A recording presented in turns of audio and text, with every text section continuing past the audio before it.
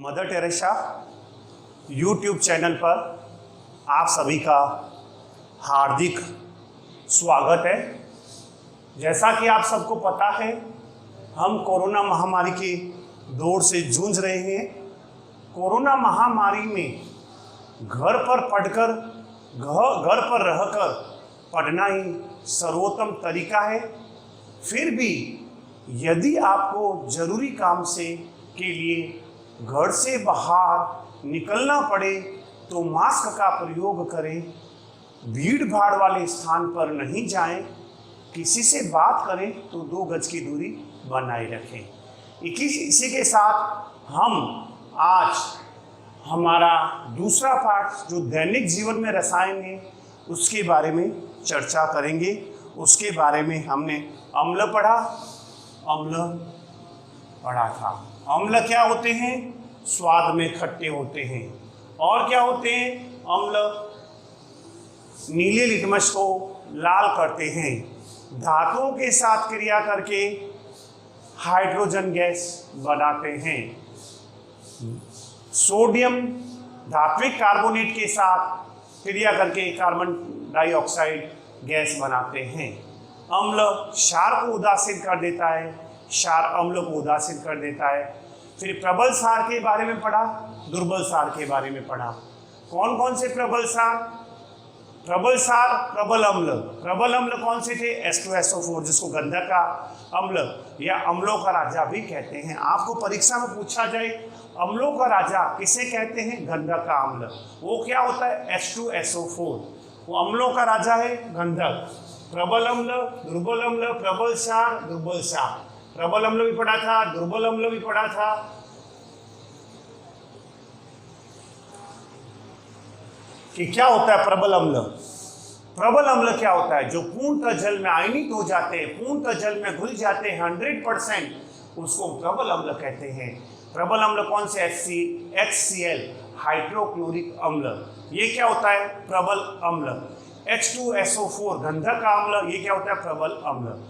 और जो जल में नहीं घुलते हैं, पूर्ण रूप से आयनित नहीं होते, फॉर्मिक अम्ल, एसिटिक अम्ल, CH3COOH, ये क्या होता है आपका? दुर्बल अम्ल। जो जल में पूर्ण रूप से आयनित नहीं होता है, जो जल में पूर्ण आयनित हो जाता है वो क्या कहलाता है? प्रबल। नहीं होता है, दुर्बल। इसी प्रकार प्रबल क्षार, जो जल में पूर्ण आयनित हो जाता है, प्रबल क्षार कहलाता है।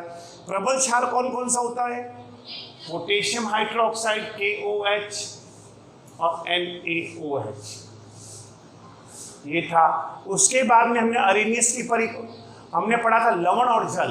लवण, अम्ल और क्षार की अभिक्रिया से लवण और जल बनता है। ऐसी अभिक्रिया को हम उदासीनीकरण अभिक्रिया कहते हैं।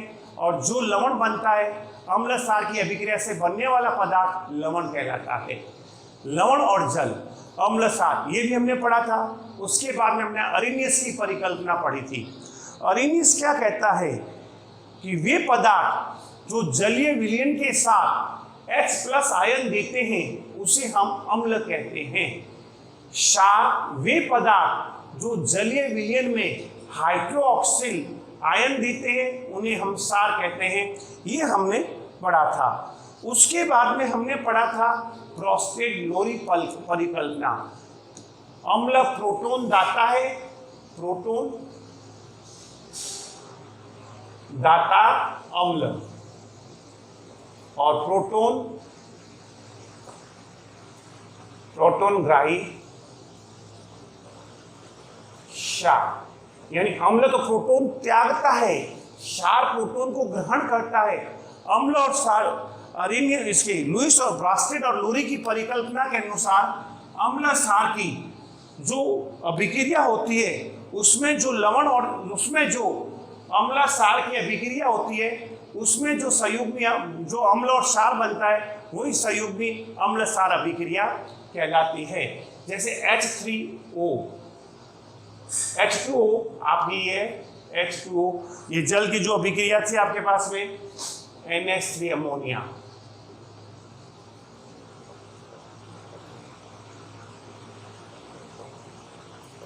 इसने क्या किया? एक इलेक्ट्रॉन, ये प्रोटॉन दाता,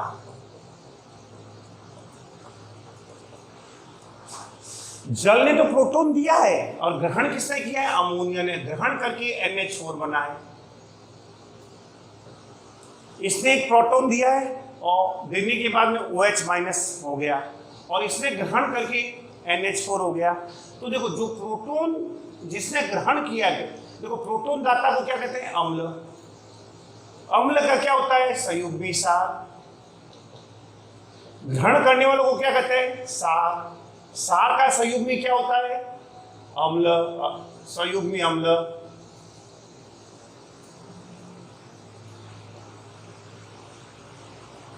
तो इस अभिक्रिया को क्या कहते हैं? अम्ल क्षार संयुग्मी अभिक्रिया।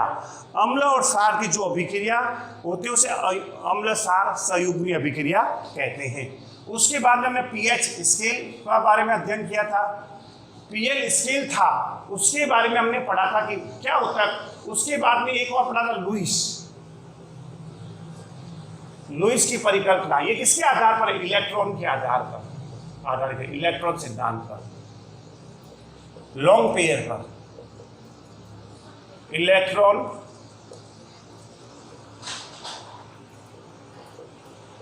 दाता होता है, जो इलेक्ट्रॉन देने वाला है वो तो है क्षार, और इलेक्ट्रॉन ग्रहण करने वाला है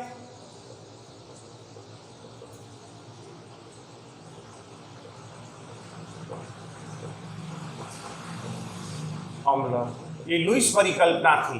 और इसमें क्या होता है? अमोनिया और बोरोन आपस में मिलते हैं तो जो पदार्थ बनता है वो सहसंयोजी बंध द्वारा एक पदार्थ बनता है। उसके बाद में हमने पढ़ा था, लुईस पढ़ लिया, अरेनियस पढ़ लिया, ब्रोस्टन लोरी पढ़ा। उसके बाद में हमने पीएच स्केल में पी माने पावर या शक्ति, इसका आविष्कार 1909 में हुआ था। इसका आविष्कार कितने में हुआ था? 1909 में। किसने किया था? सोरेनसन ने। इसका आविष्कार किसने किया था? Sorensen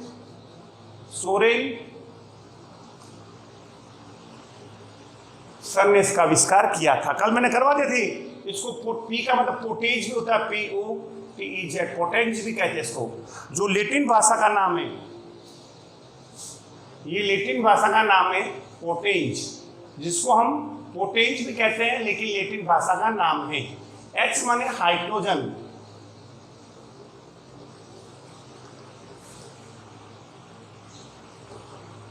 ion. ये कल का हम दोहरा रहे हैं, कल वाला जो काम है उसको हम दोहरा रहे हैं।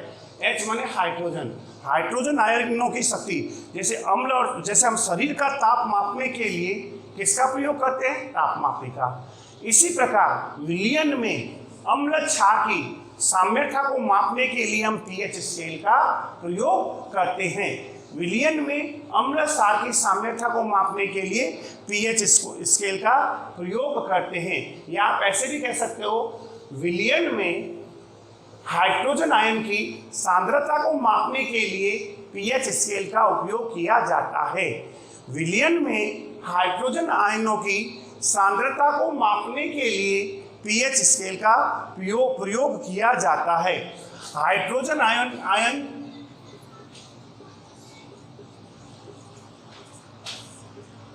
आयनों की सांद्रता का ऋणात्मक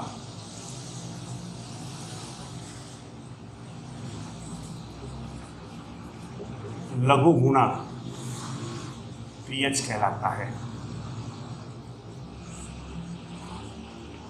हाइड्रोजन आयनों की सांद्रता का ऋणात्मक लघु गुणक पीएच कहलाता है।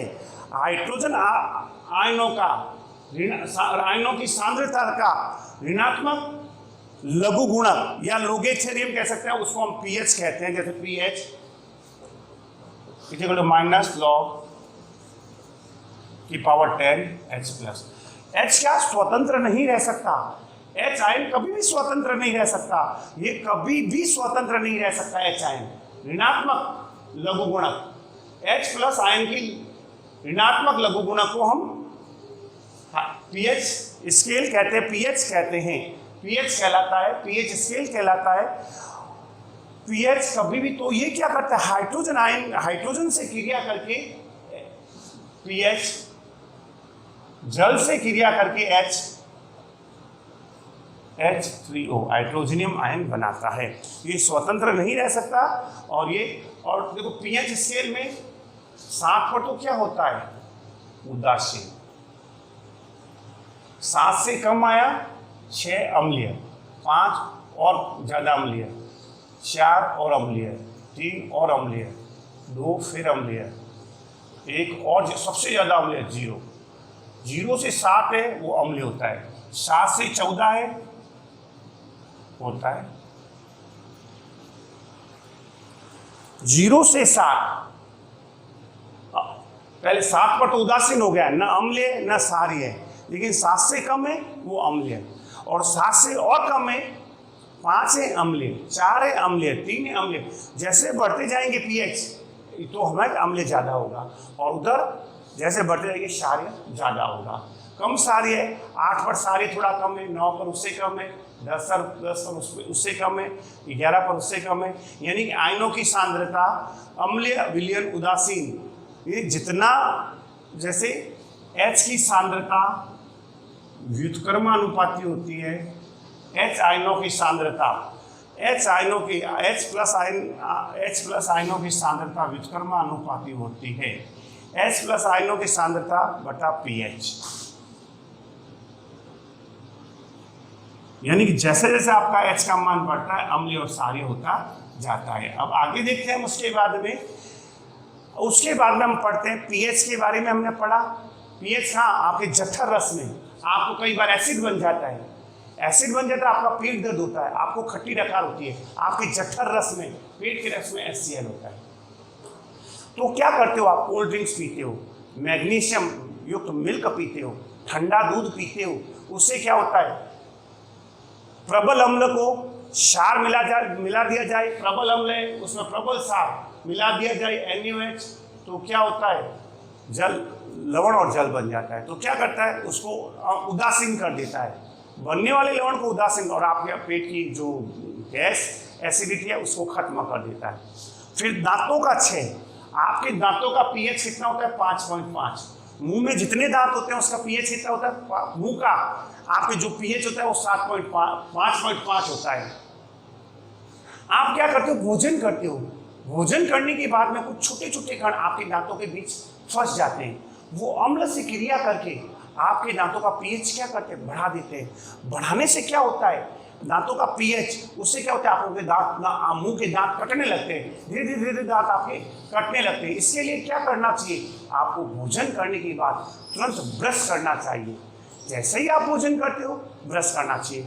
फिर अम्लीय वर्षा, अभी देखते हो वातावरण प्रदूषित हो रहा है, प्रदूषित होने के कारण जो वर्षा होती है वो अम्लीय वर्षा होती है, प्रसाद होती है वो अम्लीय वर्षा होती है। उसका पीएच नॉर्मल तो 5.5 होता है, लेकिन जो बरसात का पीएच है वो अम्लीय होता है। मिट्टी के अंदर क्या होता है, उसका पीएच लेवल नापा जाता है। पीएच लेवल नापने के बाद में आपको पता होना चाहिए इसमें कौन सी फसल कब और कहाँ कैसे उगाई जाती है।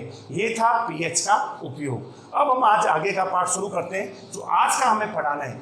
आज हमें क्या पढ़ाना है उसके बारे में हम चर्चा करेंगे। कल के बारे में हमने पूरा इस बात को विस्तृत रूप से आपको बता दिया कि हमने कल क्या क्या पढ़ा था, कैसे पढ़ा था। कोई चीज़ आपको समझ में नहीं आता है, यदि कोई भी चीज़ आपको समझ में नहीं आता है तो आप फ़ोन करके या व्हाट्सएप पर आप ग्रुप में मेरे को मैसेज भेज सकते हैं, मैं उसको आपको तैयार हूँ एनी टाइम उसको सॉल्व करने के लिए। दैनिक जीवन में उपयोग, जैसे NaCl सोडियम क्लोराइड, इसका वैज्ञानिक नाम है सोडियम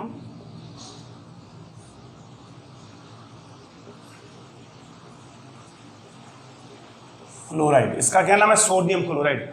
जो नमक आप खाते हो ना, वो उसको दैनिक जीवन में नमक का उपयोग, उसको हम सोडियम क्लोराइड कहते हैं। इसे हम नमक, सोडियम क्लोराइड यानी नमक होता है, ये नमक होता है, उसको हम सोडियम क्लोराइड कहते हैं। इसका pH 7 होता है, pH 7 यानी उदासीन होता है।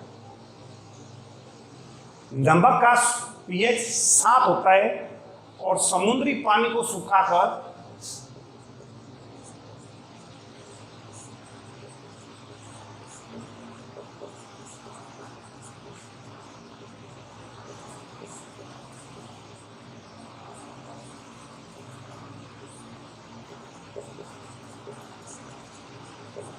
और शुद्धिकरण के बाद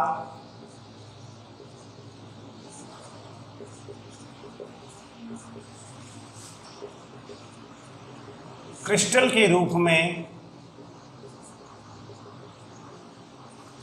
नमक प्राप्त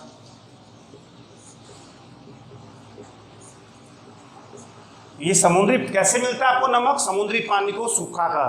फिर क्या होता है क्रिस्टलीकरण के बाद में, जैसे समुद्री पानी को सुखा, समुद्री पानी होता है उसके अंदर क्या होता है, जो नमक आपको प्राप्त होता है उसमें MgCl2 भी होता है, CaCl2 भी होता है, ये सब होता है जो उस पानी को, फिर उसका शुद्धिकरण होता है, उसमें से Mg को भी निकाला जाता है, Ca को भी निकाला जाता है, निकाल कर शुद्धिकरण करते हैं। शुद्धिकरण के बाद में आपको क्रिस्टल नमक के रूप में प्राप्त होता है और उसको पीस कर और मार्केट में आपको प्राप्त किया जाता है। इसके क्या गुण है? गुण बता दिया जाता है आपको। यह ठोस होता है, नमक हमेशा ठोस होता है। नमक कैसा होता है? ठोस। नमक ठोस, यह ठोस होता है, एकदम कड़ी कड़ी डलियों जैसा होता है। दूसरा, इसका गलनांक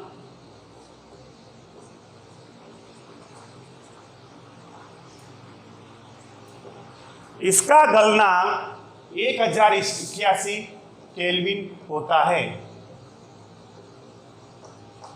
कोई पदार्थ कितने टेम्परेचर पर गलता है वो होता है 1081 केल्विन होता है। इसको, ये जल में क्या होता है? विलय होता है।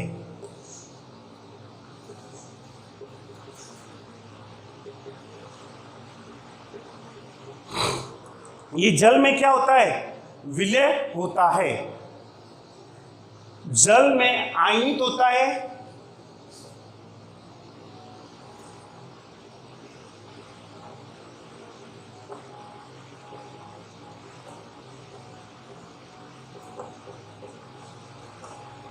जैसे जल में ये आयनित होता है।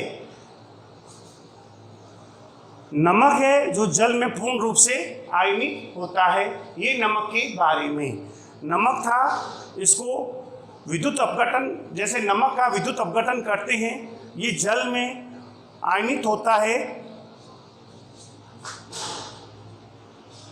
ये जल में आयनित होता है। और उपयोग, अब क्या होता है उपयोग इसका? इसको खाने के काम में लिया जाता है।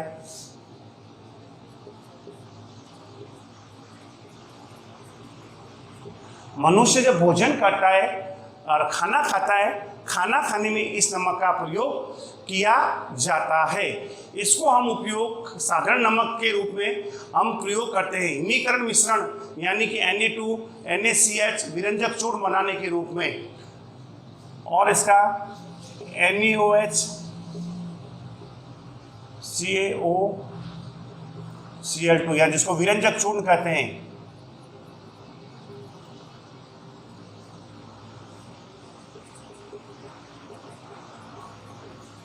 सोडियम,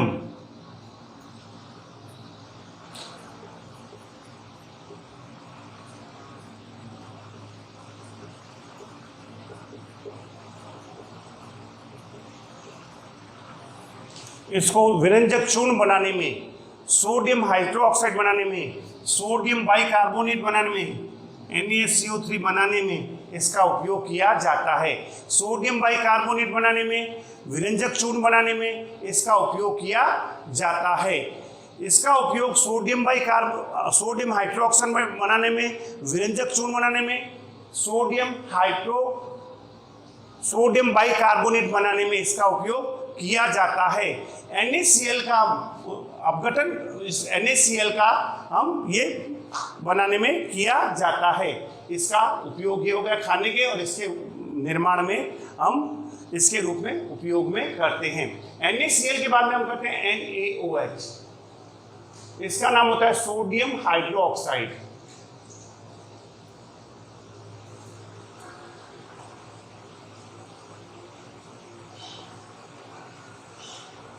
इसका नाम होता है सोडियम हाइड्रोक्साइड या कास्टिक सोडा। जो साबुन बनाने के लिए आप काम में लेते हो ना कास्टिक सोडा, उसको हम कहते हैं सोडियम हाइड्रोक्साइड या कास्टिक सोडा। ये होता है आपका कास्टिक सोडा।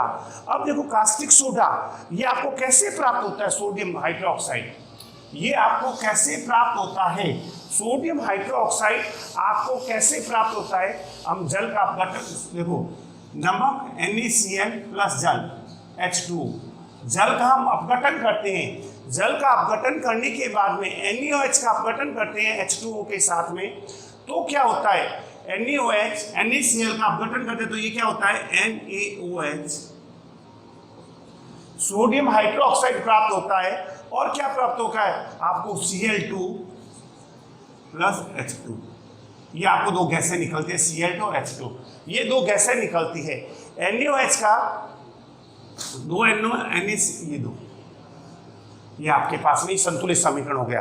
तो इसका क्या विद्युत अपघटन करते हैं, विद्युत अपघटन।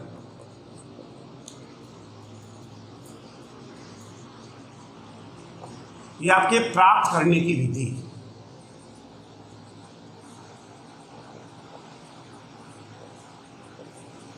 इसको कैसे प्राप्त करते हैं, नमक से समुद्री पानी को सुखाकर, फिर उसके बाद में उसका शोधन किया जाता है। शोधन करने के बाद में आपको क्रिस्टल के रूप में नमक प्राप्त किया जाता है। और ये क्या होता है, आप जल लेते हो और नमक लेते हो, जल और नमक लिया और इसका विद्युत अपघटन किया। विद्युत अपघटन करने के बाद में क्या होता है, एक विद्युत अपघटन, ये पानी का एक विलयन होता है, उसके अंदर एक होता है कैथोड, एक होता है एनोड, और इसको हम सेल से जोड़ देते हैं। कैथोड एनोड को जोड़ दिया सेल से, और इसमें जल का विद्युत अपघटन कर दिया, इसको जल डाल दिया और इसमें डाल दिया NaOH NaCl नमक प्लस जल हो गया। इसको हमने इसका घोल डाल दिया। तो क्या होता है कि जब हम इसके अंदर घोल डाल देते हैं तो एनोड पर तो क्लोरीन चली जाती है, एनोड पर तो क्या चली जाती है क्लोरीन, और कैथोड पर क्या चली जाता है सोडियम। एनोड पर तो क्या चला जाता है क्लोरीन, और इसके ऊपर क्या चल रहा है सोडियम। ऋणात्मक धनावेश ऋणात्मक पर, धनात्मक धनावेश धनात्मक पर। तो ये क्या होता है, ये एनोड पर, ये कैथोड पर चला जाता है, एनोड पर और कैथोड पर चला जाता है, ये एनोड और कैथोड पर चला जाता है। तो जो विलयन बनता है वो क्या होता है सोडियम हाइड्रोक्साइड। जो कैथोड पर जो प्राप्त होता है वो सोडियम हाइड्रोक्साइड प्राप्त, सोडियम हाइड्रोक्साइड आपको प्राप्त होता है। आगे समझ में कि कैसे प्राप्त किया जाता है। नमक और जल का विलयन होता है, उसका विद्युत अपघटन किया जाता है। विद्युत अपघटन के बाद में कैथोड पर तो हमें सोडियम हाइड्रोक्सोडियम मिलता है, और जो क्लोरीन होता है वो एनोड पर चला जाता है, और जो बाकी बचता है वो हाइड्रोजन और क्लोरीन गैस बनती है जो उड़ जाती है। तो इसके प्रकार से क्या होता है, जो सोडियम हाइड्रोक्साइड होता है वो हमें कैथोड पर मिल जाता है। ये तो था। अब ये क्या काम आता है, गुण इसके क्या होते हैं, देखो गुण। समान ध्रुव एक दूसरे को आकर्षित करते हैं, असमान ध्रुव एक दूसरे को प्रतिकर्षित करते हैं। तो गुण क्या होता है इसका, गुण क्या होता है, ये चिकना होता है,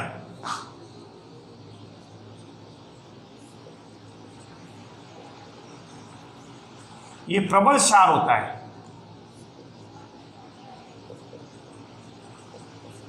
फिर प्रबल क्षार आ गया आपके साम दिमाग में कि क्या होता है, जो जल में पूर्ण रूप से आयनित हो जाता है, जल में पूर्ण रूप से घुल जाता है, ऐसे क्षार को हम प्रबल क्षार कहते हैं। तो ये क्या होता है, चिकना होता है, फिर क्या होता है प्रबल क्षार होता है, फिर गलनांक 591 ये होता है,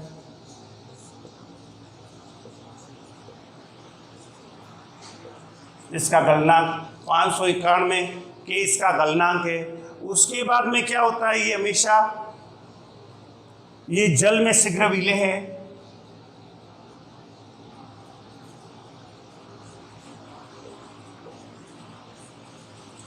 ये चिकना होता है, प्रबल क्षार होता है, 591 केल्विन इसका गलनांक होता है, जल में तुरंत विलय होता है और श्वेत क्रिस्टल के रूप में प्राप्त होता है कास्टिक सोडा।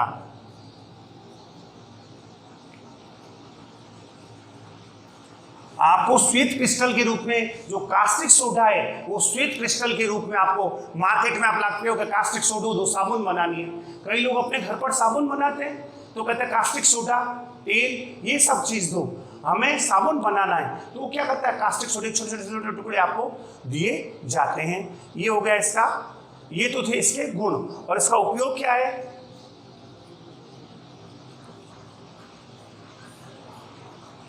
क्या उपयोग है कास्टिक सोडे के? कास्टिक सोडे का क्या उपयोग है? साबुन, कागज,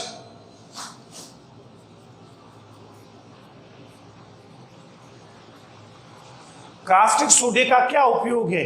कास्टिक सोडा का उपयोग है साबुन, कागज और सिल्क उद्योग में।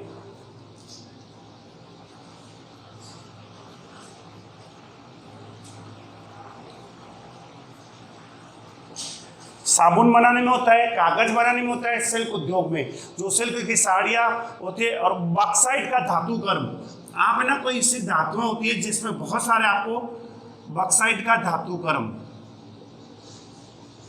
लोहा होता है बॉक्साइट का धातु कर्म, उसका धातु कर्म होता है। उसको शुद्धिकरण करने के लिए, लोहे को शुद्धिकरण करने के लिए, बॉक्साइट को शुद्धिकरण करने के लिए भी सोडियम हाइड्रोक्साइड का उपयोग किया जाता है। और क्या होता है इसका, देखो इसका किसमें इसका होता है, बॉक्साइट के शुद्धिकरण में इसका उपयोग होता है। फिर पेट्रोलियम के शोधन में इसका किसमें उपयोग होता है, पेट्रोलियम के शोधन में।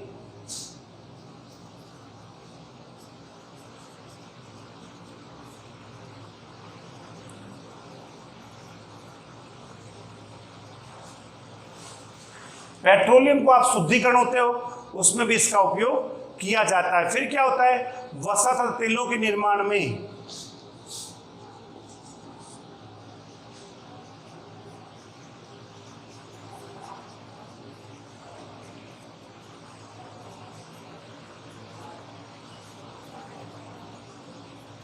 वसा तथा तेलों के निर्माण में, वसा के निर्माण में और तेलों के निर्माण में भी सोडियम हाइड्रोक्साइड का प्रयोग होता है, प्रयोगशाला में अभिकर्मक के रूप में।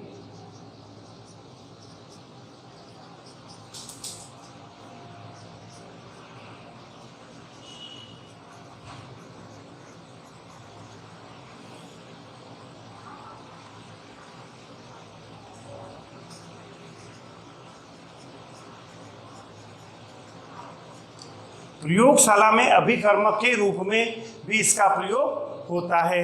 ये था इसका प्रयोग। पहला हमने पढ़ा सोडियम क्लोराइड, नमक होता है, इसको समुद्र के पानी को सुखाकर नमक बनाया जाता है। उसमें मैग्नीशियम क्लोराइड, कैल्शियम क्लोराइड, अनेक पदार्थ मिले होते हैं, उसका शुद्धिकरण करके शुद्ध नमक जिसका पीएच 7 होता है वो नमक बनाया जाता है, जो खाने के काम आता है और उसका उपयोग खाने में किया जाता है। और उसका सोडियम हाइड्रोक्साइड के निर्माण में, विरंजक चूर्ण के निर्माण में, सोडियम बाइकार्बोनेट के निर्माण में और इसका उपयोग किया जाता है। अब आगे पढ़ते हैं हम विरंजक चूर्ण।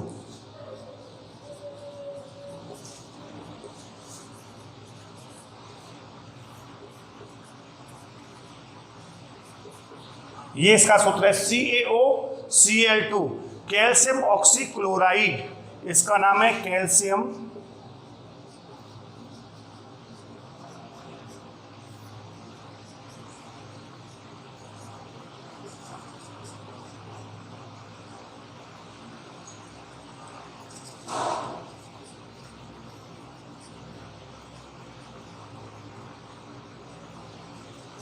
विरंजक चूर्ण का सूत्र होता है कैल्शियम ऑक्सीक्लोराइड। ये किसका सूत्र होता है, विरंजक चूर्ण का। विरंजक चूर्ण का सूत्र होता है कैल्शियम ऑक्सीक्लोराइड, ये विरंजक चूर्ण का सूत्र होता है। अब विरंजक चूर्ण आपको कैसे प्राप्त होता है, बुझा हुआ चूना होता है ना, बुझा हुआ चूना, बुझा हुआ चूना, जो बुझा हुआ चूना, जो आपको पता होता है चूना एकदम बुझ गया है, उसमें क्या होता है, आप क्लोरीन गैस प्रवाहित करते हो।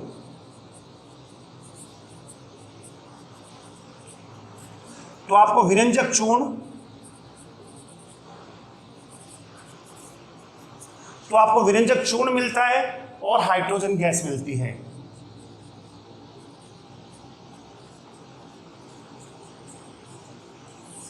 बुझे हुए चूने में यदि क्लोरीन गैस प्रवाहित की जाती है, बुझे हुए चूने में यदि क्लोरीन गैस प्रवाहित की जाती है तो विरंजक चूर्ण और हाइड्रोजन गैस प्राप्त होती है। आपको पता था नमक तो समुद्री पानी को सुखाकर बनाया जाता है, और कास्टिक सोडा कैसे होता है? नमक और जल का एक विलयन बनाया जाता है, उसका विद्युत अपघटन किया जाता है। विद्युत अपघटन करने के बाद में कैथोड पर तो सोडियम प्राप्त होता है और एनोड पर क्लोरीन प्राप्त होता है, और इस प्रकार हमें सोडियम हाइड्रोक्साइड जो कास्टिक सोडा प्राप्त होता है।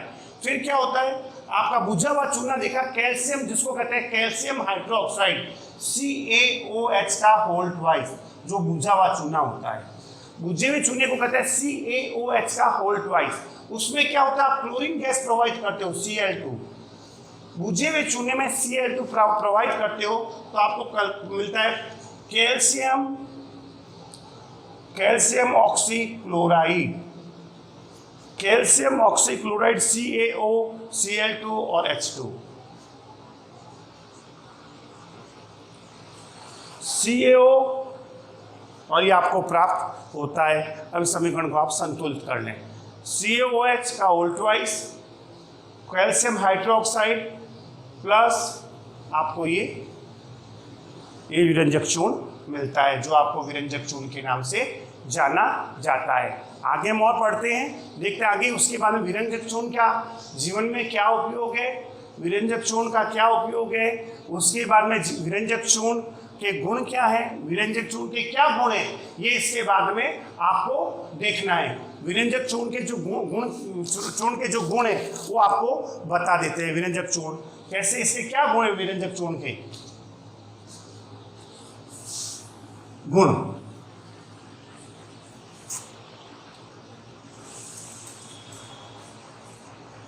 विरंजक चूर्ण के क्या गुण है? ये पीला और तीक्ष्ण गंध वाला ठोस पदार्थ होता है। यह पीला और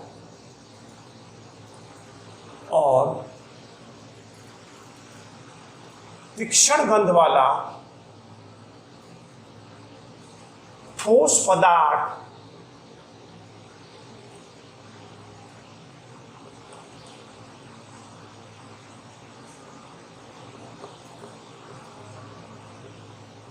होता है। यह पीला और तीक्ष्ण गंध वाला ठोस पदार्थ होता है। पीला होता है और इसका गंध क्या होता है? तीक्ष्ण होती है। इसकी गंध बहुत ही तीक्ष्ण होती है और वायु में खुला छोड़ने पर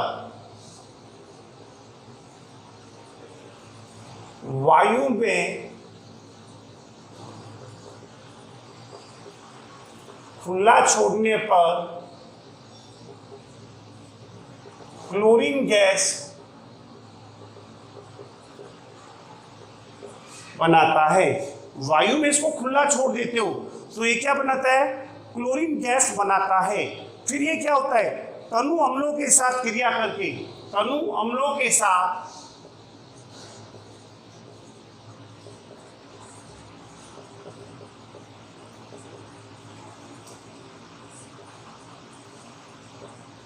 तनु किसको कहते हैं? ऐसा अम्ल। तनु अम्ल क्या होता है? जो अम्ल, ये आपका तनु अम्ल कैसा होता है? जिसमें क्या होता है? पानी तो ज्यादा होता है लेकिन अम्ल की मात्रा बहुत कम होती है। इसको हम क्या कहते हैं? तनु अम्ल। तनु अम्ल क्या होता है? जो जिसमें पानी तो ज्यादा होता है, जल तो होता है ज्यादा, और जल ज्यादा और अम्ल कम। तो इसको कैसे आप डाइल्यूट कैसे करें? इसको मिलाओगे कैसे? तो पहले आपको पानी डालना पड़ेगा और फिर अम्ल, आपको एक एक बूंद अम्ल डाल के ऐसे ऐसे इसको हिलाना पड़ेगा। एक चम्मच इसके अंदर एक चम्मच डाल के एक बूंद डाला फिर हिलाया, एक बूंद डाला फिर हिलाया। तनु अम्ल यानी जिसमें ज्यादा जल और अम्ल कम, उसको कहते हैं तनु अम्ल। तनु अम्लों के साथ क्रिया करके जो तनु अम्लों के साथ क्रिया करके हाइड्रोजन क्लोरीन गैस बनाता है।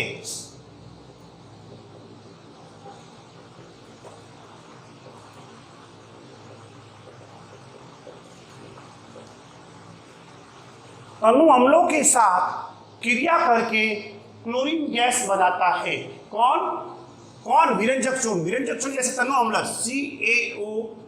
CaOCl2, इसका पूरा नाम क्या है? Calcium oxychloride. CaOCl2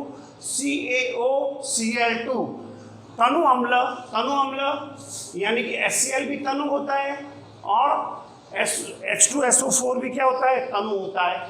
इसके साथ क्रिया करता है तनु अम्लों के साथ, तो CaCl2 प्लस H2O और Cl2 ये बनाता है, ये क्लोरीन गैस बनाता है। ये क्या होता है? तनु अम्लों के साथ क्रिया करके HCl गैस बनाता है। ये तनु अम्लों के साथ क्रिया करके HCl गैस बनाता है। और तनु अम्ल कौन से हो गए?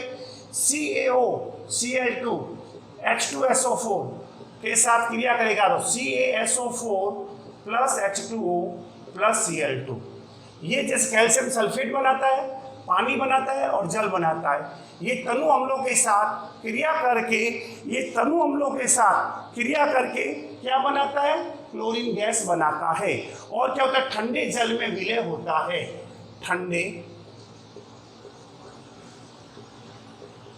जल में विलय होता है, घुल जाता है ठंडे जल में। एकदम ठंडा कोल्ड वाटर है, उसके अंदर घुल जाता है ये आपके। और इससे क्या होता है? जल से क्रिया करके क्या बनाता है? क्लोरीन और नवजात क्लोरीन गैस, ये जल से क्रिया करके क्लोरीन गैस बनाता है। विरंजक चूर्ण मुक्त क्लोरीन गैस जल से संयोग कर नवजात ऑक्सीजन बनाती है। यही ऑक्सीजन विरंजन क्रिया करती है। अब आगे इसका उपयोग क्या होता है? वस्त्र कागज उद्योग में इसका उपयोग, वस्त्र कागज उद्योग में उपयोग।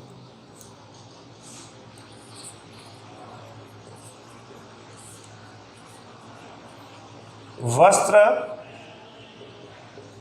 कागज उद्योग में भी विरंजक चूर्ण का उपयोग होता है। वस्त्र का जो कागज का उद्योग है, पेयजल शुद्ध करने में,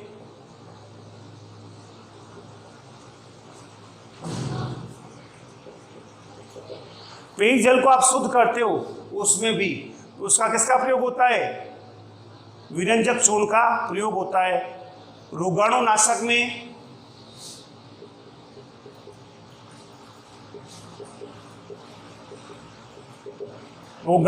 में भी विरंजक चूर्ण का उपयोग होता है। रोगाणुओं को नाश करने के लिए ऑक्सीकारक के रूप में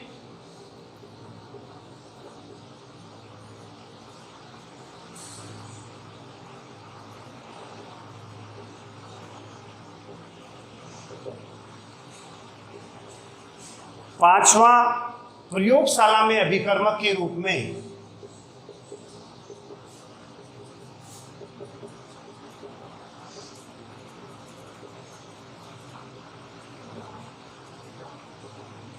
अभी आपसे ऐसा पूछ ले, क्या अम्ल और क्षार विद्युत के सुचालक होते हैं? हाँ, अम्ल और क्षार विद्युत के सुचालक होते हैं। तो जल में पूर्ण अपघटित हो जाते हैं। अपघटित होने के बाद में धनात्मक आयन धनात्मक आयन पर और ऋणात्मक आयन ऋणात्मक आयन पर चला जाता है। तो विद्युत के अम्ल और क्षार विद्युत के सुचालक होते हैं।